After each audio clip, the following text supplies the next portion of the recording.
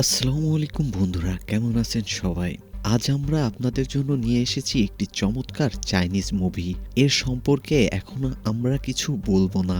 এটি একটি must watch movie এবং এটি দেখলেই আপনার মন ভালো হয়ে যাবে। আমরা এটিকে 5 স্টার রেটিং দিতে পারি। এটি বাস্তব জীবনের ঘটনা থেকে অনুপ্রাণিত। 1970 সালে চীনের সাংস্কৃতিক বিপ্লব চরম সীমায় পৌঁছেছিল এবং ওই সময়ে একটি দরিদ্র পরিবারের স্কুল ছাত্রী এবং একটি ধনী পরিবারের ছেলের মধ্যে প্রেম হয়ে যায়। এটি এমন একটি প্রেম যার জন্য কেবলমাত্র মাসুম এবং নির্মল শব্দগুলোই ব্যবহার করা যায়। সেজন্যই এই গল্পটি অন্য প্রেম কাহিনীগুলোর থেকে একেবারেই আলাদা। এই ভিডিওটির শেষে আপনার হৃদয় তো বটেই, আপনার চোখেও পানি চলে আসবে। এই মুভিটি আপনার হৃদয় ছুঁয়ে যাবে, আর তাই একদম নিশ্চিন্তে আরামদায়কভাবে বসে ভিডিওটি শেষ পর্যন্ত দেখুন এবং শেয়ার করুন। মুভির শুরুটা 1970 সালে, যখন চীনের সাংস্কৃতিক বিপ্লব তার চরম সীমায় পৌঁছেছিল। এই বিপ্লবের নেতৃত্ব দিচ্ছিলেন তখনকার চীনের সর্বোচ্চ শাসক মাও। এই সাংস্কৃতিক বিপ্লবের সময়ে চীনের চিন্তাভাবনা ও মতাদর্শ পুরানো জিনিসগুলো বিলুপ্ত করার চেষ্টা করা হচ্ছিল। এর পাশাপাশি শ্রেণী বৈষম্য দূর করতে সাধারণ মানুষের সংগ্রাম শুরু হয়। এটি ছিল পুঁজি ব্যবস্থার বিরুদ্ধে একটি গুরুত্বপূর্ণ যুদ্ধ। স্কুলের শিশুরাও মিলিটারি ইউনিফর্ম পরিধান করে মাওকে সমর্থন করতে শুরু করেছিল। মাও বলেছিলেন যে স্কুলের ছাত্রদের কেবল ক্লাসরুমের বই পড়ানোই যথেষ্ট নয়, তাদের গ্রামে গিয়ে সেখানের মানুষদের জীবনযাপন বুঝতে হবে। সেটাই আসল শিক্ষা। এটি শুধু একটি পরামর্শ ছিল না, এটি প্রত্যেকটি স্কুলের আইন হিসেবে বাস্তবায়ন করা শুরু হয়েছিল। এমনই একটি স্কুলের শিক্ষক তার ছাত্রদের নিয়ে একটি গ্রামে যাচ্ছিলেন। একটি টাউন থেকে বাস একটি গ্রামে থেমে যায়। শিক্ষক তার ছাত্রদের সঙ্গে বাস থেকে নামেন এবং সেখানে তাদের গ্রামে পৌঁছানোর জন্য একটি গাইড আসেন। শিক্ষক প্রশ্ন করেন, গ্রামে যাওয়ার জন্য বাস কখন আসবে? গাইড উত্তর দেয়, মজা করবেন না, এখান থেকে কোনো বাস গ্রামে যায় না, আমাদের পায়ে হেঁটে যেতে হবে, কারণ এখানে রাস্তা তৈরি হয়নি। এতটুকু বলার পরে তারা সেই গাইডের সঙ্গে গ্রামে চলে যেতে শুরু করেন। তারা একটি স্থানে পৌঁছায় যেখানে একটি থর্ন ট্রি বা একটি বিশেষ ধরনের গাছ ছিল। শিক্ষক ছাত্রদের জানিয়ে দেয়, চীনের সব জায়গাতেই এই গাছ দেখা যায়, কিন্তু এখানে যে গাছটি রয়েছে সেটি খুবই বিশেষ এবং এটি হট স্ট্রি নামে পরিচিত। জাপানি যুদ্ধের সময় জাপানি সৈন্যরা আমাদের অনেক সৈন্য এই গাছটির নিচে অত্যন্ত নিষ্ঠুরভাবে হত্যা করেছিল। এই গাছ যে মাটিতে রয়েছে তাতে আমাদের সৈন্যদের রক্ত মেশানো আছে এবং এমনও বলা হয় যে এখানে অন্য সকল যে হট স্ট্রি গাছ রয়েছে তাদের সাদা রঙের ফুল ফোটে, কিন্তু শুধু এই গাছে লাল রঙের ফুল ফোটে, কারণ এই ফুলগুলো আমাদের শহীদের সৈন্যদের রক্তে রঞ্জিত। এই কারণে ছাত্ররা শিক্ষকের এই কথা নোটে লিখে রাখেন। এই ছাত্রদের মধ্যে একজন হলো আমাদের মুভির নায়িকা, যার নাম জিং। তারপর তারা গ্রামে পৌঁছায়, যেখানে দুজন ছাত্রকে জোড়া করে গ্রামে পাঠানো হয় এবং শিক্ষক বলেছেন যে প্রত্যেকটি গ্রামবাসীর বাড়িতে দুজন করে শিশু যাবে। শেষ পর্যন্ত জিং একা হয়ে যায়। তখন গাইড বলে, তুমি আমার সাথে আমার বাড়িতে চলো। সে জিংকে তার বাড়িতে নিয়ে যায়। সেখানে তার স্ত্রী জিংকে খুব ভালোভাবে গ্রহণ করে। তাদের একটি মেয়ে আছে যে খুব আদরে এসে বলে, দিদি তুমি আমার ঘরে আসো। জিংও ভিতরে চলে যায়। সেখানে কিছু ছবি রাখা ছিল। গাইডের স্ত্রী একটি ছবি দেখিয়ে বলে, এটি আমার বড় ছেলে এবং তার স্ত্রী। তারপর আরেকটা ছবি দেখিয়ে বলে, এটা আমার দিদি। পরে গাইডের স্ত্রী আরেকটা মেয়ের ছবি দেখিয়ে বলেন, এটা আমার দ্বিতীয় মেয়ে ফ্যাং, এই মেয়েটির মুখ মনে রাখবেন। ঠিক তখনই এক ছেলে আসে এবং গাইডের স্ত্রী জানায়, এটি আমার দ্বিতীয় ছেলে মিন। এভাবে সে জিংকে তার পুরো পরিবারের পরিচয় দেয়। এরপর জিং রান্নার কাজে তাদের সাহায্য করে এবং খাবার প্রস্তুত হলে গাইডের স্ত্রী বলে, চুটকি এবার তোমার আঙ্কেলকে ডাকতে যাও, আমরা সবাই মিলে খেতে বসবো। তবে হ্যাঁ, একা যেও না, দিদিকে সাথে নিয়ে যাও। জিং চুটকিকে তখন জিজ্ঞেস করে, তোমাদের আঙ্কেল কোথায়? চুটকি বলে সে জিওলজিক্যাল এক্সপ্লোরেশন ইউনিটে কাজ করে, দেখতে খুবই হ্যান্ডসাম। তারপর সে জিংকে একটি জায়গায় নিয়ে যায় যেখানে একটি টেন্টের পাশে এক তরুণ ব্যক্তি বের হয়। এই তরুণটি মুভির নায়ক, যার নাম সেন। সে জিজ্ঞেস করে, তুমি কে? জিং জানায়, আমি শহরের হাই স্কুলে পড়ি। আমাদের শিক্ষক আমাদের গ্রাম সম্পর্কে শেখাতে এখানে নিয়ে এসেছে। সেন জিজ্ঞেস করে, তোমরা কি হট স্ট্রি গাছগুলো দেখেছো? জিং বলে, হ্যাঁ, আমরা এর সম্পর্কে জানতেই এখানে এসেছি। তারপর সেন চুটকিকে একটি ট্রফি দেয় এবং জিংকে আরেকটা ট্রফি দেয়। জিং বলে, আপনি এটি চুটকিকে দেন, আমি কোনো ছোট মেয়ে না। তখন চুটকি বলে, দিদি, ট্রফি কি শুধু ছোট মেয়েরাই খেতে পারে? তুমিও তো বেশি বড় না, তুমিও ছোট। এটি শোনার পর জিং ট্রফি তো নেয়, কিন্তু খুব সাবধানে নেয় যাতে তার হাত সেনের হাতের সাথে না লেগে যায়। এরপর সেন জিজ্ঞেস করে, হট স্ট্রি গাছের সম্পর্কে তোমার সবচেয়ে কোনটি ভালো লেগেছে? জিং বলে, আমি শুনেছি অন্য গাছের মতো সেখানে সাদা ফুল ফোটে না, লাল ফুল ফোটে। তো এটা কি সত্যি? সেন বলে, হ্যাঁ, আমি এটা শুনেছি, কিন্তু নিজে কখনো দেখিনি। মে অথবা জুন মাসে ফুল ফুটবে, আমরা একসাথে দেখব। জিং বলে, আমি এপ্রিলের মধ্যেই ফিরে যাব। সেন বলে, কোনো সমস্যা নেই, এবার নয় তো পরের বার আমরা অবশ্যই ফুলগুলো দেখব। এভাবে তারা সুন্দর কথা বলার মধ্য দিয়ে বাড়ি ফিরে আসে। সবাই একসাথে বসে খাবার খায়। জিং পরিবারটির অন্য সদস্যদের জানে, কিন্তু সেন নতুন এসেছে। সে উঠে এসে তার পরিচয় দেয়, আমার নাম সেন, আমি জিওলজিক্যাল ইউনিটে কাজ করি, পাশে আমার টেন্ট আছে এবং এটি আমার আন্টির বাড়ি, যেখানে আমি প্রায় খাবারের জন্য চলে আসি। পরবর্তী দিন জিং অন্য ছাত্রদের সাথে কিছু কৃষিকাজ করে। তারপর সে গাইডের বাড়িতে ফিরে এসে হট স্ট্রি গাছের সম্পর্কে লেখাটা শুরু করে। ঠিক তখনই বাইরে কিছু আওয়াজ শুনে সে জানালার পর্দা সরিয়ে দেখে সেন চুটকির সাথে খুব আনন্দেই খেলছে। তাদের সমস্ত কাজ দেখে জিং সেনকে পছন্দ করতে শুরু করে। কিছু সময় পর সেন ভিতরে এসে জিংয়ের পেপারটি নিয়ে পড়তে থাকে। সে বলে, হট স্ট্রি গাছের সম্পর্কে তুমি খুব ভালো লিখেছো, কিন্তু কোনো ভুল ছাড়াই তুমি এতটা নিখুঁতভাবে কিভাবে লিখলে? জিং বলে, লিখতে পারি, আমি তো লিখতে পারবই, আমি তো পারফেক্ট থাকতে চাই, তখনই তো আমি শিক্ষক হতে পারবো এবং আমার মায়ের খেয়াল রাখতে পারবো। এরপর সেন সেখানে পুরনো বাল্বটি পরিবর্তন করে এবং বলে, এটি পুরনো বাল্ব, ঠিকভাবে জ্বলছে না, রাতে পড়াশোনা করতে সমস্যা হবে, তাই আমি নতুনটা লাগিয়ে দিচ্ছি। এখানে কিছুদিন ভালোভাবেই চলে যায়, কিন্তু সেন এতদিন এখানে আসেনি।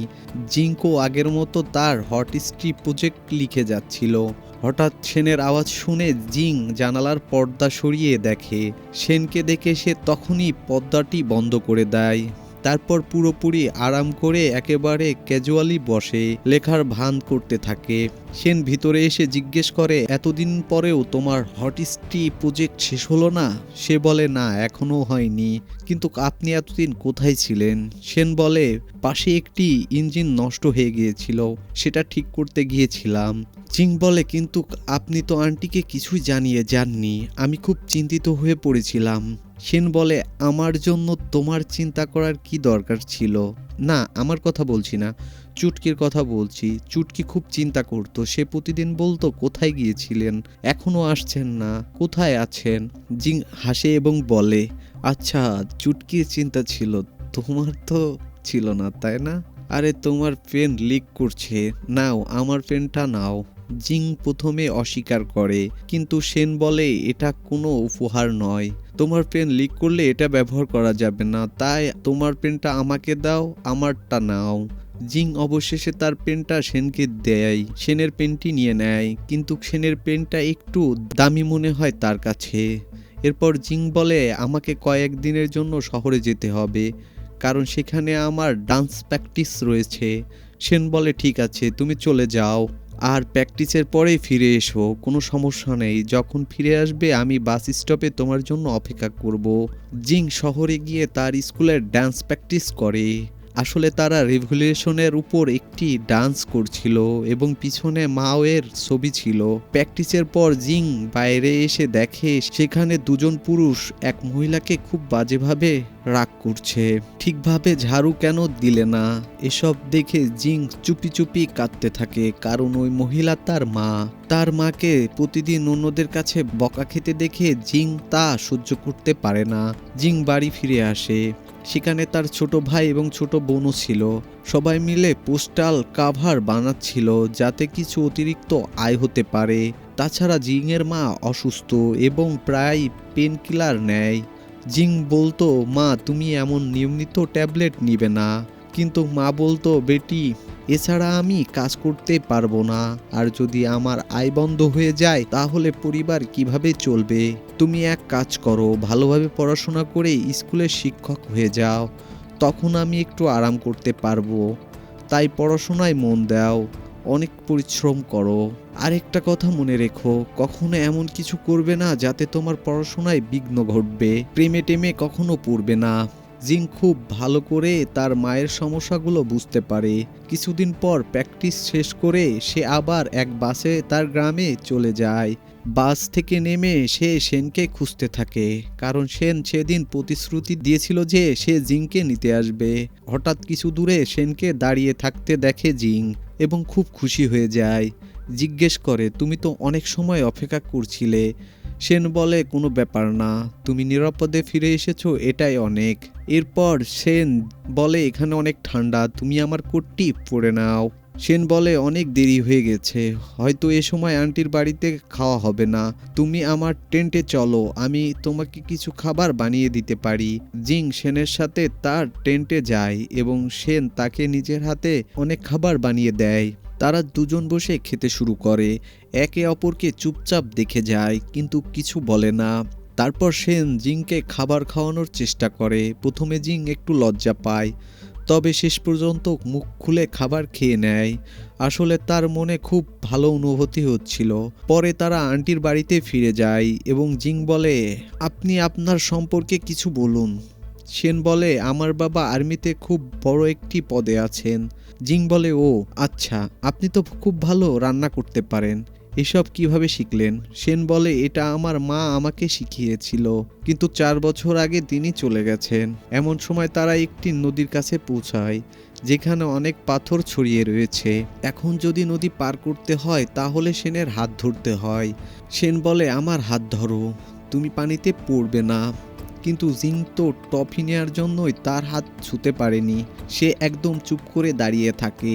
সেন তার দ্বিধা বুঝে নিচের থেকে একটি লাঠি তুলে দিয়ে বলে, এটা ধরো, আমার সাথে চলো। কিন্তু জিং সেখানে চুপচাপ দাঁড়িয়ে থাকে। তারপর সেন বলে, আরে বাবা, এটি কোনো জাদুর লাঠি না, আমি তোমাকে কিছু করতে যাচ্ছি না, এটা শুধু একটা লাঠি, ধরো। তখন জিং লাঠি ধরে সেনের সাথে নদী পার হতে শুরু করে, কিন্তু এর মধ্যেই সেই লাঠিটা পড়ে যায়। তারা বুঝতে পারে না, একে অপরের হাত ধরে চলতে শুরু করে। দুজনেই একে অপরকে পছন্দ করে, হাসি মুখে একসাথে চলতে থাকে। কয়েকদিন পরে সেন তার কাজ শেষ করে আন্টির বাড়িতে আসে। জিং তাকে জানালা দিয়ে দেখে, কিন্তু তখনই পর্দা বন্ধ করে দেয়। সেন ভিতরে এসে দেখে জিং খুব বিরক্ত হয়ে বসে আছে। সেন বলে, এটা নাও, তোমার জন্য চিনি এনেছি। জিং বলে, ধন্যবাদ, এর দাম তো অনেক। আপনি যে আমাকে দামি পেনটা দিয়েছিলেন, আমি খুব শীঘ্রই সেটার টাকা আপনাকে দিয়ে দিব। এভাবে জিং একটু ভিন্নভাবে কথা বলে। সেন বলে, কি হয়েছে? আমি কখনো তোমার কাছে টাকা চাইনি। তোমাদের বাড়িতে কি অর্থের অভাব আছে? জিং বলে, হ্যাঁ, অভাব তো আছেই, কিন্তু আমি কোনো না কোনো চাকরি করে আপনার টাকা দিয়ে দিব। আর দয়া করে ভবিষ্যতে আমার জন্য কিছু কিনে এনে দিয়েন না। এখন থেকে আমাদের দেখা না হলেই ভালো হবে। আসলে জিংয়ের রাগের কারণ হলো গাইডের স্ত্রীর মুখ থেকে সে শুনেছে যে সারা সেনের বিয়ে ঠিক করতে চাচ্ছে। সেন জিংকে জিজ্ঞেস করে, তুমি কেন এত রেগে আছো? কিন্তু জিং কিছুই বলে না। কয়েকদিন পর জিং এবং তার সঙ্গী তাদের প্রজেক্ট শেষ করে ফিরে শহরে চলে যায়। আসলে জিং হাই স্কুলে পড়ে এবং পড়াশোনা শেষ করার পর তাকে শিক্ষক ট্রেনিং করতে হবে, তারপরেই তাকে চাকরি পেতে হবে। কিন্তু ততদিনে তার মার কাজ করা আর সম্ভব হবে না, কারণ মা তো খুবই অসুস্থ। এই কারণে জিং তার স্কুলের প্রিন্সিপাল থেকে কোনো পার্ট টাইম চাকরি চায়, কিন্তু প্রিন্সিপাল বলেন এখানে কনস্ট্রাকশনের কাজ চলছে, কিন্তু এটা খুবই কঠিন কাজ, তোমার পক্ষে সম্ভব হবে না। তখন জিং বলে, স্যার, আমাদের নেতা মাও তো বলেছেন কঠোর পরিশ্রমে ছোট বড় কিছুই নেই, সবাইকে পরিশ্রম করে এই দেশকে এগিয়ে নিতে হবে। দয়া করে কাজ দিন, যে কাজই হবে আমি ভালোভাবে করব। প্রিন্সিপাল কাজ দেন, একটি জায়গা থেকে পাথর গাড়িতে করে অন্য জায়গায় নিয়ে যেতে হবে। জিং অনেক পরিশ্রমীভাবে কাজ করে এবং কাজ শেষে খাবার খেতে বসে। তখন সেখানে ফাং নামে একটি মেয়ে আসে, যে গাইডের মেয়ে। এটাই সেই মেয়েটি যার ছবি জিং সেই বাড়িতে দেখেছিল। মনে আছে তো, আমি বলেছিলাম আপনাদের মনে রাখতে হবে। সম্ভবত আপনারা মনে রেখেছেন। ফ্যাংকে দেখে জিং খুব খুশি হয় এবং খুব দ্রুত তাদের মধ্যে বন্ধুত্ব হয়ে যায়। তারপরে ফ্যাং জিংকে কিছু টাকা দেয়। জিং জিজ্ঞেস করে, এই টাকা কে দিয়েছে? ফাং বলে, আমার মা দিয়েছে, তোমার বাড়িতে খরচের কাজে আসবে। কিন্তু জিং জানে নিশ্চয় সেন এই টাকা দিয়েছে, কারণ সেন ফাংয়ের কাজিন। জিং টাকা নিতে অস্বীকার করলে ফাং তাকে সত্যি কথা বলে দেয়, সেন এই টাকা দিয়েছে। জিং বলে, সে আমাকে টাকা কেন দিবে? তার তো বিয়ে হতে যাচ্ছে, সে কেন আমাকে টাকা দিবে? তার তো উচিত তার বউকে টাকা দেয়া। ফাং বলে, বিয়ে? সে তো কোনো বিয়েই করছে না, তার মনে তো অন্য কোনো মেয়ে আছে। এটা শুনে জিংয়ের পুরো মন খুলে যায়, সে খুব খুশি হয়ে যায়। সে টাকা ফ্যাংয়ের ব্যাংকে রাখে, কারণ তার জন্য টাকার থেকে অনেক বেশি গুরুত্বপূর্ণ ছিল যে সেন বিয়ে করতে যাচ্ছিল না। তারপর জিং ভলিবল প্র্যাকটিসে যায়। সেখানে অন্য মেয়েরা প্রপার জার্সি পরেছে, কিন্তু জিংয়ের কাছে জার্সি কেনার জন্য টাকা নেই। কোচ তাকে বলে দেয়, জার্সির টাকা নেই, তাহলে খেলতে কেন আসো? তবে রাগ খাওয়ার পরেও জিংকে টিমে নেওয়া হয়, কারণ যখন বল অনেক দূরে পড়ে যায় তখন সেটি তুলে আনার দায়িত্ব দেওয়া হয় জিংকে। বাড়ি ফিরে জিং দেখে ফাংয়ের ভাই কিছু ওয়ালনটস নিয়ে এসেছে, আর ওয়ালনটসের মধ্যে একটি চিনির প্যাকেট ছিল। আসলে তখন চিনি ছিল খুবই দামি। জিং জিজ্ঞেস করে, এই চিনি কে দিয়েছে? মিন বলে, সেন দিয়েছে। তুমি প্লিজ টাকা দিবে না, তাহলে আমাকে রাগ করতে পারে। কিন্তু জিং চুপচাপ ওয়ালনটসের টাকা মিনের ব্যাগে ঢুকিয়ে দেয়। মিন তার গ্রামের দিকে চলে যায়, তবে জিং তাকে অনুসরণ করে, কারণ তার মনে হয় মিন একা আসেনি, সেন তার সাথে এসেছে। গ্রামের দুইটা রাস্তা ছিল, একটা বাসের রাস্তা যা খুব বাঁকানো ছিল, আর অন্যটা ছিল নৌকার পথ। মিন নৌকায় উঠে যায়, আর সেখানে সেনও ছিল। সেনকে দেখে জিংয়ের খুব ইচ্ছা করে তার সাথে কথা বলতে, কিন্তু এই সময় তাকে সরাসরি সে ডাকতে চায় না। সে মিনকে ডেকে বলে, শোনো, আমি তোমার ব্যাগে টাকা রেখেছি, আন্টিকে দিয়ে দিবে, না হলে ভালো হবে না। এতটুকু শুনে সেন দ্রুত ফিরে তাকায় এবং জিংকে দেখে সে নৌকা থেকে ঝাঁপ দিয়ে তীরে চলে আসে। দুজনে একে অপরকে দেখে খুব খুশি হয়। সেন বলে, আমি তোমাকে ভলিবল খেলতে দেখেছি, সব মেয়ে জার্সি পরে খেলছে, তোমারও জার্সি কেনা উচিত, এই টাকাটা নাও। কিন্তু জিং ভাবনায় ডুবে থাকে। সেন তাকে টাকা দিয়ে বলে, প্লিজ এবার না বলো না, আমার খুব খারাপ লাগবে। জিং টাকা নিয়ে নেয় এবং পরের দিন সে জার্সি পরে খেলে। বল বাইরে পড়ে যায়, আর সে গিয়ে বল তুলতে যায়। সেখানে সেন দাঁড়িয়ে থাকে। জিং জানতে চায়, তুমি এখানে কি করছো? তুমি প্লিজ চলে যাও, যদি টিচাররা দেখে ফেলেন তো বিপদ হবে। বল নিয়ে যাওয়ার সময় সেন বলে, 1 মিনিট, আমি তোমার সাথে কথা না বলে থাকতে পারছি না, আসলে তোমাকে এই জার্সিতে খুব সুন্দর লাগছে। এই কথা শুনে জিং লজ্জিত হয়ে যায় এবং সেনকে দেখে স্কুলের ভিতরে চলে যায়। এরপর খেলা শেষে জিং বাড়ি ফেরে। তার ভাই একটা বাস্কেট ভর্তি সিঁড়ি ব্রিজ নিয়ে আসে এবং বলে, এটা এক ভাইয়া দিয়েছে। জিং তখনই জানতে চায় সে দেখতে কেমন ছিল। ভাই বলে, ভাইয়া ছিল অনেক লম্বা। জিং বুঝে যায় সে নিয়ে এই ব্রিজ দিয়েছে। মা বাড়ি ফিরে ব্রিজ দেখে জানতে চায়, বেটা এগুলো কে দিয়েছে? জিং মিথ্যা বলে, মা এটা আমার ফ্রেন্ড ফাং দিয়েছে, সে এটা তার গ্রাম থেকে নিয়ে এসেছে। এরপর ফাংয়ের সাথে দেখা করার বাহানায় জিং প্রায় নৌকায় গিয়ে সেনের সাথে দেখা করত। তারা দুজন পাশাপাশি বসে থাকতো চুপচাপ, কেউ কোনো কথা বলতো না, কিন্তু অনেক সময় একসাথে বসে থাকে। তাদের ভালোবাসা আরো গভীর হয়। হঠাৎ সেন বলে, তোমার ঠান্ডা লাগবে। সে জিংকে নিজের কোট ফুরিয়ে দেয়। জিং বলে, তোমারও তো ঠান্ডা লাগবে, আমরা এক কাজ করি, এই কোট ভাগ করে নিই। জিং শেনকে কোট পরিধান করার জন্য বলে, কিন্তু সমস্যা হলো কোট ছোট হয়ে যায়। শেন বলে, কোনো কথা নেই, আমার কাছে একটা উপায় আছে। কোট তুলে নিয়ে জিংকে বলে, তুমি এখন এতে ঢুকে যাও, আমরা ঠান্ডা থেকে বাঁচবো। জিং শেনের কাছে গিয়ে তার বুকে লেগে দাঁড়ায়। তখন সে বলে, আগে আমার মা বলেছিল যতদিন আমি 25 বছর না হই ততদিন আমি কাউকে ভালোবাসবো না। সেন বলে, তাহলে তুমি নিশ্চিতভাবেই 25 বছর না হওয়া পর্যন্ত আমি তোমার জন্য অপেক্ষা করতে পারবো। জিং জানতে চায়, যদি আমি তখন তোমার কথা না মানি? সেন বলে, তাহলে আমি যতদিন না তুমি মানো আমি অপেক্ষা করব, আর যদি না মানো তাহলে এভাবে পুরো জীবন অপেক্ষা করে কাটিয়ে দিব। এটা শুনে জিং খুব খুশি হয়, তারা একে অপরকে অনেক ভালোবাসে। তারপর একদিন জিং এর ফ্রেন্ড স্টাডি ট্যুরে যাচ্ছিল এবং জিং তাকে স্ট্যান্ড আপ করতে যায়। তখন তার ফ্রেন্ড এক ছেলেকে দেখিয়ে বলে, ও আমার বয়ফ্রেন্ড। কিছুদিন পর জিং এর পড়াশোনা শেষ হয়ে যায় এবং তাকে টিচার ট্রেনিং এর জন্য ভর্তি করা হয়। কিন্তু ট্রেনিং শেষ না হওয়া পর্যন্ত এবং টিচারের চাকরি না পাওয়া পর্যন্ত তাকে লেবারের কাজ করতে হবে। একদিন জিং ভারী লোড নিয়ে ঢালানের উপরে নিয়ে যাওয়ার চেষ্টা করে, কিন্তু তার পক্ষে এটা নিয়ে যাওয়া সম্ভব হচ্ছিল না। তখন হঠাৎ গাড়িটি সহজে চলতে শুরু করে এবং সে পিছনে ফিরে দেখে শেন গাড়ি ধাক্কা দিচ্ছে। শেন তার গাড়ি উপরে তুলে দেয়। জিং লোড রেখে ফিরে আসে। শেন বলে, আমি তোমার সাথে কথা বলতে এসেছি, কিন্তু তুমি তো কাজই করে যাচ্ছ। জিং বলে, কেউ দেখে ফেলবে, তুমি প্লিজ চলে যাও। তারপর কাজ শেষ হলে শেন জিংকে এক ঝিলের দিকে নিয়ে যায় এবং তাকে একটি সুইমিং স্যুট দিয়ে বলে, এটা পরে সুইমিং করো। জিং বলে, আমি কখনো এমন ড্রেস পরিনি, এটা খুবই অদ্ভুত লাগবে আমার, আর আমি ড্রেস চেঞ্জ করব কোথায়? শেন বলে, এতটুকু সমস্যা? সে লোডওয়ালা গাড়িটি দেওয়ালের দিকে ঠেলে দিয়ে বলে, চলো মহারানী, চেঞ্জিং রুম তোমার জন্য রেডি। তারপর সে পানিতে ঝাঁপ দিয়ে পড়ে। তারপর জিং সুইমিং স্যুট পরে নেয়, কিন্তু বাইরে বের হতে তার অনেক লজ্জা লাগে। সে তার উপরে নিজের শার্ট পরে বের হয়ে আসে। আসলে এটি তার প্রথমবার ছিল, তাই সে একটু লজ্জা পাচ্ছিল।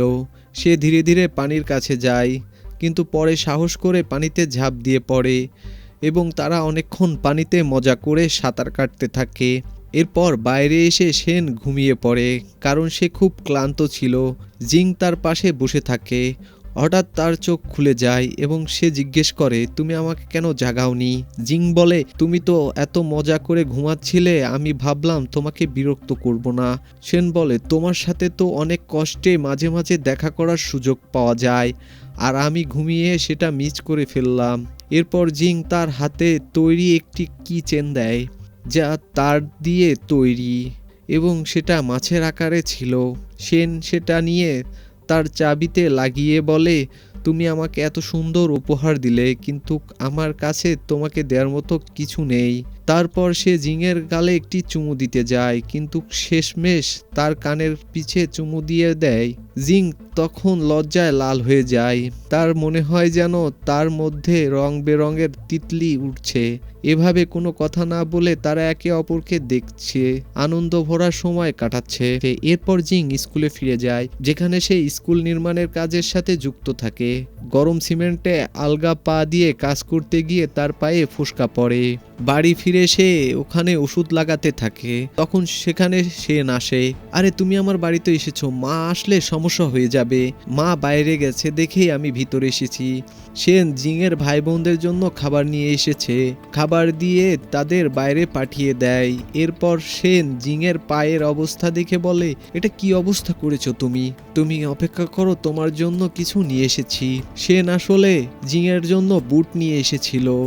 জিং জিজ্ঞেস করে, তুমি কিভাবে জানলে যে আমার পায়ে ফুসকা পড়েছে? শেন উত্তর দেয়, পাগলি, আমি তো তোমাকে সিমেন্টের খালি পায়ে কাজ করতে দেখেছি, তাই এখন থেকে তুমি বুট পরে কাজ করবে। জিং তখন বলে, এটা তো অনেক দামি, সবাই জানে যে আমার কাছে বুট কেনার জন্য টাকা নেই। যদি আমি এটা পরি তো সবাই হয়তো আমাকে চোর বলবে। সেন বলে, লোকেরা কি বলল সেটা নিয়ে তুমি চিন্তা করো না। তুমি যদি এটা না পড়ো তবে আমিও খালি পায়ে সিমেন্টের কাজ করতে যাব। আমার পায়েও এমন ফুসকা পড়বে। জিং অবশেষে বলে, না না, এমন কিছু করো না, আমি পরবো। পরের দিন জিং সেই বুট পরে কাজ করতে যায়, কিন্তু আগের ক্ষত একই রকম থেকে যায়। সেন গোপনে সেটা দেখে। কাজ শেষে সে জিংকে হাসপাতালে যেতে বলে, কিন্তু জিং বলে ওখানে আমার মায়ের পরিচিত লোকরা থাকবে। সেন বলে ঠিক আছে, তাহলে মিলিটারি হাসপাতালে চলে যায়, সেখানে কেউ থাকবে না। তবে জিং সেখানেও না বলে। আর সেন তখন একটি ছুরি তুলে নিয়ে বলে, তুমি আমার সাথে হাসপাতালে চলো, অথবা আমি হাত কেটে রক্ত বের করে দিব। এভাবে সেন জিংকে হাসপাতালে নিয়ে যায়, সেখানে তাদের চিকিৎসা করা হয়। এরপর সেন জিংকে সাইকেলে চড়িয়ে বাড়ি নিয়ে আসে। জিং বলে, একটা কথা, প্লিজ ভবিষ্যতে এমন বোকামি আর করো না। সেন বলে, ঠিক আছে, আর করব না, তবে তুমি জেদ করবে না। জিং তখন বলে, তোমার হাতের ক্ষত কেমন আছে? সেন বলে, এখন একটু ব্যথা আছে, তবে ঠিক আছে। জিং বলে, প্লিজ ভালো করে চেক আপ করো, যেন কোনো সিরিয়াস ব্যাপার না হয়ে যায়। সেন বলে, কোনো সিরিয়াস ব্যাপার নেই, বেশি রক্ত পড়লো মানে আমি বেশি শক্তিশালী। এভাবে সেন জিংকে সাইকেলেই নিয়ে যায়, কিন্তু জিং ভয় পায়, কেউ আমাদের একসাথে দেখে ফেললে অনেক বড় বিপদ হয়ে যাবে। সেন তার শার্ট খুলে জিংকে পরতে দেয়, আর জিং সেটা মুখে দিয়ে সাইকেলে বসে যায়, কারণ এখন তাদের কেউ দেখবে না। যদি দেখে ফেলে তাও তারা চিনতে পারবে না। এরপর সে জিংয়ের সাথে অনেক সময় কাটাতে থাকে, তারা মজা করে রাইড করে। সেন জিজ্ঞেস করে, তুমি কি আমার নাম পছন্দ করো? জিং বলে, হ্যাঁ পছন্দ করি। আর তুমি তুমি কি আমার নাম পছন্দ করো? সেন উত্তর দেয়, এটা তো নিশ্চিত, পৃথিবীতে আমার প্রিয় নাম জিং। আর যদি আমি গভীর ঘুমে থাকি আর কোনো কাজে ব্যস্ত থাকি, তবুও যদি তুমি এসে বলো আমি জিং আসছি, তবে আমি 1 সেকেন্ডের মধ্যেই উঠে তোমাকে দেখব। তোমার নাম শুধু নয়, আমি তোমাকে অনেক ভালোবাসি। এরপর সেন হ্যান্ডেল বারবার ছেড়ে দিয়ে সাইকেল চালাতে থাকে। জিং বলে, আমার ভয় লাগছে, 2 হাত ধরে সাইকেল চালাও। এরপর তারা অনেক মজা করে, দুজনেই অনেক আনন্দের সময় কাটায়। পরে সেন জিংকে একটি জায়গায় নামিয়ে দেয়, কিন্তু ঠিক সেখানেই ছিল জিংয়ের মা। তিনি তাদের দুজনকে দেখে তাদের দুজনকেই বাড়িতে নিয়ে আসেন। সেন অনেক চিন্তিত ছিল, বুঝতে পারছিল না কি বলবে। জিংয়ের বোন তাকে তোয়ালে দেয় এবং ফ্যানও দেয়। মা তার ছোট ভাই বোনদের বাইরে পাঠিয়ে দেয়। সেনের সাথে কথা শুরু করেন। সেন বসে থাকে, কিন্তু জিং দাঁড়িয়ে থাকে। সেন বলে, মা জিংকে বসতে বলুন। মা কিছু বলেন না, তাই সেন উঠে বলে, তাহলে আমি দাঁড়িয়ে কথা বলবো। মা বলে, ঠিক আছে, বসো তোমরা দুজনেই। এরপর সেন একটি টুল নিয়ে আসে এবং জিংকে বসতে বলে। মা তখন প্রশ্ন করে, তুমি কি সেই হার্ডনবেজের ওয়ালনাটস পাঠিয়েছিলে? সেন উত্তর দেয়, হ্যাঁ। মা বলে, এখন তো তুমি জানোই আমাদের অবস্থা। জিংয়ের বাবা দক্ষিণপন্থী ভাবধারায় বিশ্বাসী, যা বর্তমান দেশে চলমান রাজনৈতিক পরিস্থিতির বিরুদ্ধে, তাই তাকে জেলে বন্দী করা হয়েছে। জানি না তাকে মুক্তি দেওয়া হবে কিনা। এই কারণে আমাদের অবস্থা আরো খারাপ হয়ে গেছে। হয়তো জিংয়ের স্কুলের কাজ থাকবে কিনা গ্যারান্টি নেই। আমাদেরকে খুব সতর্ক হয়ে জীবন কাটাতে হচ্ছে। একটি ছোট ভুলের কারণে আমাদের জীবন কঠিন হয়ে যেতে পারে। মা আরও বলেন, দেখো আমি ভালোবাসার বিরুদ্ধে নই, কিন্তু তুমি তো একজন বড় মিলিটারি অফিসারের ছেলে। এ দেশে যা পরিস্থিতি, সেখানে সবচেয়ে গুরুত্বপূর্ণ হলো যে কেউ ভালো চাকরি করুক এবং শান্তিতে জীবন কাটাক। যদি তুমি সত্যি জিংয়ের বিষয়ে চিন্তা করো, তাহলে তার থেকে 2 বছর দূরে থাকো, হয়তো তখন পরিস্থিতি পরিবর্তিত হবে এবং চাকরি পাওয়ার জন্য সহজ হবে। তারপর আমরা সিদ্ধান্ত নিব। সেন এক মুহূর্ত ভাবে না, বলে, আপনি যা বলছেন ঠিক বলছেন। আমার জন্য জিংয়ের সুখ সবচেয়ে গুরুত্বপূর্ণ। অবশ্যই চাকরি করতে হবে। আমি 2 বছর তাকে দেখতে চেষ্টা করব না, আপনি নিশ্চিত থাকুন। তবে যাওয়ার আগে আমি তার পায়ের ব্যান্ডেজ পাল্টাতে চাই, না হলে তার ক্ষত ইনফেকশনে হয়ে যেতে পারে। মা তাকে অনুমতি দেন। সেন জিংয়ের পায়ের ব্যান্ডেজ খুলে আবার নতুন করে বাঁধে। এ সময় জিন সেনের মুখ দেখে। যে এতক্ষণ খুব আত্মবিশ্বাসী ছিল এখন তার মুখ বিষাদ চেহারা, মনে হয় সে একেবারে ভেঙে পড়েছে, দুঃখে কান্না করতে শুরু করবে। 2 বছর তাকে না দেখাটা তার জন্য অনেক বড় শাস্তি। সেনকে দেখে জিংয়ের মন ভেঙে যায়, সে প্রচণ্ড কাঁদতে থাকে। এরপর ব্যান্ডেজ বাঁধার পর সেন চলে যায়। তখন মা জিংকে প্রশ্ন করে, ওই ছেলেটি কি তোমাকে কোনো অস্বস্তিকর কথা বলেছিল, তোমাকে কোনো খারাপভাবে স্পর্শ করেছিল? জিং বলে, মা তুমি কেন এমন প্রশ্ন করছো? সে এমন কিছু করেনি, সে কখনো এমন কিছু করবে না, সে খুব ভালো ছেলে। মা বলেন, হ্যাঁ তার সাথে কথা বলে আমি বুঝেছি সে অনেক ভালো ছেলে। এরপর কিছু মাস কেটে যায়, এর মধ্যে সেন ও জিং একে অপরের সাথে কখনো দেখা করেনি। কিন্তু একদিন হঠাৎ জিং মিলিটারি হাসপাতালের দিকে চলে আসে। সেখানে সেন একটি বেডে বসে থাকে। জিং তাকে স্পর্শ করে, সেন চমকে ওঠে এবং প্রশ্ন করে, তুমি এখানে কেন আসলে? জিং বলে, ফাং আমাকে বলেছিল তুমি হাসপাতালে ভর্তি আছো, তোমার কি হয়েছে? সেন হাসতে হাসতে বলে, তেমন কিছু হয়নি, জানো এখানে আমি নর্মাল চেক আপ করতে এসেছিলাম, সামান্য জ্বর হয়েছে, আর কিছু না।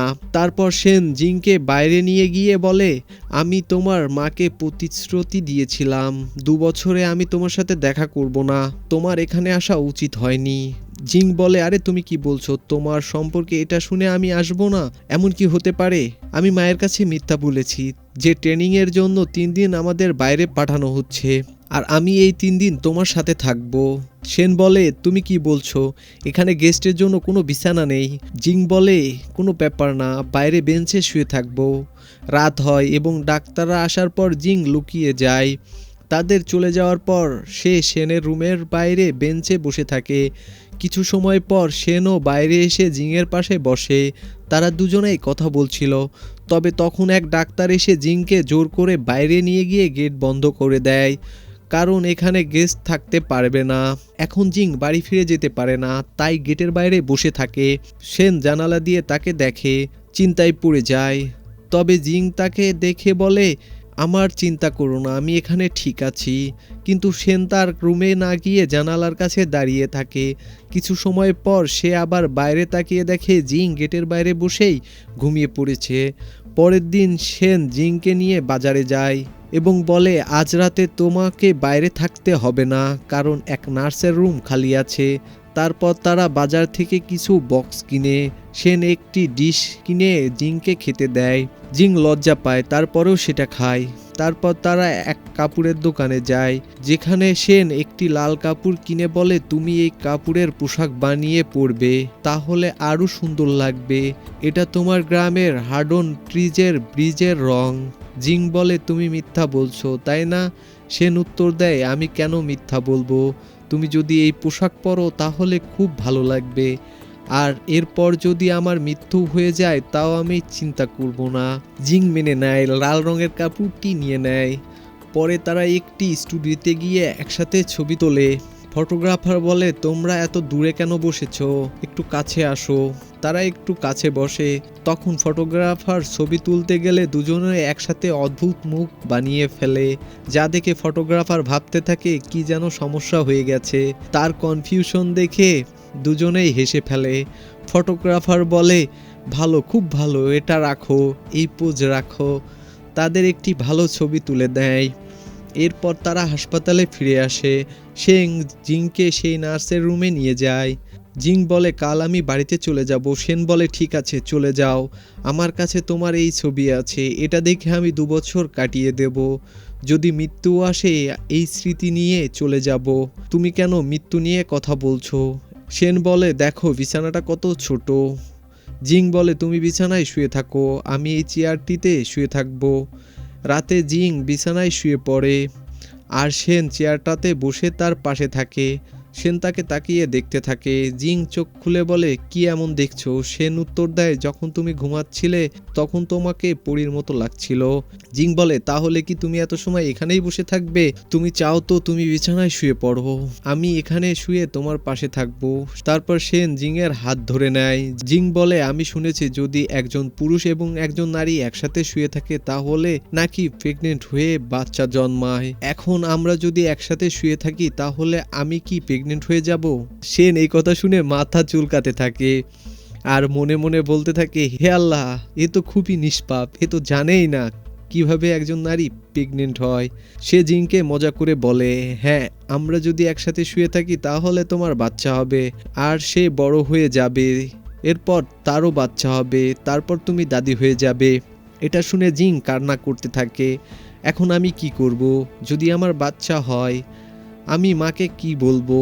পরের দিন জিং বাড়ি চলে যায়, কিন্তু সেন তাকে একা যেতে দিতে চায় না এবং চুপচাপ তার পিছনে পিছনে চলে যায়। বাসে সেন পিছনে বসে জিংকে দেখছে। যখন জিং বাসে উঠে তখন সে সেনকে দেখে। এরপর আবার কবে তাদের দেখা হবে সেটা কেউ জানে না। সেনের চোখে পানি চলে আসে। সে তার হাত বাড়িয়ে দেয় যেন জিং তাকে জড়িয়ে ধরে। জিং ও সেন খুব কষ্ট অনুভব করে যে তাদের আলাদা হতে হচ্ছে। জিং নদী পার হয়ে পিছনের দিকে তাকায় আর সেন তখনও সেখানে দাঁড়িয়ে থাকে। যতক্ষণ না জিং তার সামনে থেকে অদৃশ্য হচ্ছে ততক্ষণ পর্যন্ত দেখতে চায়। এখন জিং বাড়ি ফিরে আসে আর তার বন্ধু সেখানে পৌঁছে যায়। তাকে উদ্বিগ্ন দেখে জিং জানতে চায়, তোমার কি হয়েছে? বন্ধু বলে, আমি প্রেগনেন্ট। আমার এক বয়ফ্রেন্ড ছিল, সে আমাকে ডেকেছিল যে সে অসুস্থ, প্লিজ আসো। আমি গিয়ে তার সাথে ছিলাম। আমি প্রেগনেন্ট হয়ে গেছি, কিন্তু এখন কোনো খবর নেই। মনে হয় সে চলে গেছে। এদের উপর কখনো বিশ্বাস করা উচিত না, এরা এক নম্বর প্রতারক। জিং বলে, হ্যাঁ, আমারও বয়ফ্রেন্ড অসুস্থ ছিল, আমিও তাকে দেখতে হাসপাতালে গিয়েছিলাম, আমরা দুজন একসাথে ছিলাম। বন্ধু বলছে, হে আল্লাহ, মনে হয় তোমার বয়ফ্রেন্ডও তোমাকে ধোঁকা দিয়েছে। এটা মনে হয় ওদের একটা কাজ। অসুস্থতার অভিনয় করে হাসপাতালে ভর্তি হয়, তারপরে এদের ডেকে নিয়ে প্রেগনেন্ট করে দেয়। তুমি হাসপাতালে গিয়ে দেখো তোমার বয়ফ্রেন্ড সেখান থেকে চলে গেছে নাকি আছে। জিং সন্দেহ করতে থাকে সেন তাকে ধোঁকা দিয়েছে কিনা। দ্রুত হাসপাতালে গিয়ে দেখে যে সেন তো অনেক আগেই ডিসচার্জ হয়ে চলে গেছে। জিং জানতে চায়, সেন তো এখানে চেকআপের জন্য এসেছিল, তাই না? তবে ডাক্তার বলে না, সে নিজে এসে ভর্তি হয়েছিল। এখন জিং নিশ্চিত হয় যে সেন তাকে ধোঁকা দিয়েছে, এই কারণে সে সেনকে খুঁজে বেড়ানোর চেষ্টা করে না।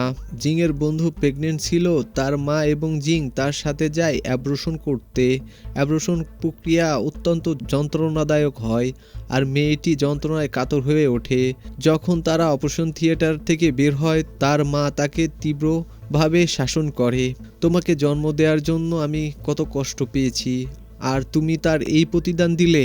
তার মা চলে যাওয়ার পর জিং জানতে চায়, খুব ব্যথা হচ্ছে তাই না?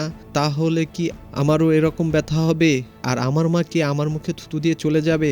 তার বন্ধু বলে, দেখো, তুমি প্রথমে এটা বুঝো, তুমি তোমার বয়ফ্রেন্ডের সাথে কি করেছো আমাকে বলো। জিং তার বন্ধুর কানে বলছিল, আমি আর সে এক বিছনায় ছিলাম, সে আমার হাত ধরেছিল আর আমরা দুজন সারা রাত সেই বিছনায় ঘুমিয়েছিলাম। তাহলে কি হাতে হাত রেখে ঘুমিয়ে পড়েছিলে? ঘুমানোর আগে কিছু ঘটেছিল? না, কিছু না, শুধু হাতে হাত রেখেছিলাম। তার বন্ধু অবাক হয়ে বলে, তুমি কোন যুগে বসবাস করছো? এমন কিছু হয় নাকি? হে আল্লাহ, তোমার তো সাধারণ জ্ঞান বাড়ানো দরকার। দেখো, তোমার বয়ফ্রেন্ড সুযোগ পেয়ে তোমার সাথে কিছুই করেনি, সে মনে হয় খুবই সহজ সরল ছেলে। একটা কাজ করো, তার সাথেই থাকো, সে তোমাকে খুব ভালোবাসে, তাকে ভুল বুঝো না। এখন জিং শান্তি পায় এবং সেনকে খুঁজে বের করার চেষ্টা শুরু করে। জিং তার মাকে বলে সেনের কোনো খবর পাওয়া যাচ্ছে না। মায়ের উত্তর ছিল, আমি তাকে 2 বছর তোমার থেকে দূরে থাকার জন্য বলেছিলাম, হয়তো সে অন্য কোনো শহরে চলে গেছে। তখন জিং বলে, আমি তাকে খুঁজে বের করতে চাই। মা হ্যাঁ বলে। জিং তার কাজ শেষ করে সেনের গ্রামে চলে যায়। সে ওই থনট্রির কাছে গিয়ে দেখে, কিন্তু সেন সেখানে আসে না। জিং এখান থেকে সেনের বাড়িতে গিয়েছিল, তবে সেখানে সেনের বিষয়ে কেউ কিছু জানে না, কারণ সে বহু মাস ধরে এখানে আসে না। এখন জিং সেনের জিওলজিক্যাল ইউনিটে যায়। সেখানে মানুষ জানায় যে সেন বহু মাস ধরে নিখোঁজ। যখন সে এখানে ছিল তখন ঘুমের মধ্যে প্রায় জিংয়ের নাম নিত। এই খবর শোনার পর জিং খুব দুঃখিত হয়ে যায়। চিন্তা করতে থাকে সেন কোথায় গেছে, তার কি হয়েছে। সেন জিংয়ের স্কুলে তার জন্য চিঠি পাঠাতো, তাই জিং তার চিঠি বক্স চেক করে, কিন্তু সেনের কোনো চিঠি আসেনি। জিং নদীর ধারে বসে সেনের অপেক্ষা করতে থাকে, যেখানে তারা একসাথে অনেক সময় কাটাতো, কিন্তু কোনো ফল হয়নি। অবশেষে জিং একজন শিক্ষক হয়ে যায়। একদিন ক্লাসে পড়াচ্ছিল, তখন একটি মেয়ে এসে জানায় যে সেন নামে একজন হাসপাতালে ভর্তি রয়েছে। সে জিং এর সাথে দেখা করতে চায়। জিং খুব খুশি হয় যে অবশেষে সেনকে পাওয়া গেছে। সেন যে লাল রঙের কাপড়টি তাকে উপহার দিয়েছিল, সেই কাপড়ের ড্রেস বানিয়ে পরে হাসপাতালে যায়। একটি রুমের দরজা খুলে ভেতরে অনেক মানুষ দাঁড়িয়ে থাকে, সবার মুখে দুঃখের ছাপ। জিং কিছু বুঝতে পারে না কি হচ্ছে এখানে। তারপর তাদের মধ্যে একজন পুরুষ জিংয়ের হাত ধরে বলেন, আমি সেনের বাবা, সে তোমার সাথে কথা বলতে চায়, তুমি কথা বলো। জিং চুপচাপ এগিয়ে যায়, আর তখন সে দেখে সেন বিছানায় শুয়ে আছে। তার অবস্থা দেখে বোঝা যায় তার জীবন শেষের দিকে। সেন মৃত্যুর সাথে যুদ্ধ করছে। জিংয়ের চোখে অশ্রু চলে আসে, যা কোনোভাবেই থামানো যাচ্ছিল না। আসলে সেন ব্লাড ক্যান্সারে আক্রান্ত ছিল, আর তার জন্যই সে হাসপাতালে ভর্তি হয়েছিল। কিন্তু সে জিংকে সত্যি কিছু বলেনি, শুধুমাত্র বলেছিল যে এটা একটি সাধারণ জ্বর। এখন সে শেষ পর্যায়ে পৌঁছেছে, সে কথা বলতে পারে না, তবে সে কথা শুনতে পারে। জিং যখন সেনের হাত দেখে তখন বুঝতে পারে সেই হাতে অনেক দাগ হয়ে গেছে। মনে পড়ে যেদিন জিং হাসপাতালে যেতে চাচ্ছিল না, সেন তার হাত কেটে দিয়েছিল, সেই দাগও তার হাতে ছিল।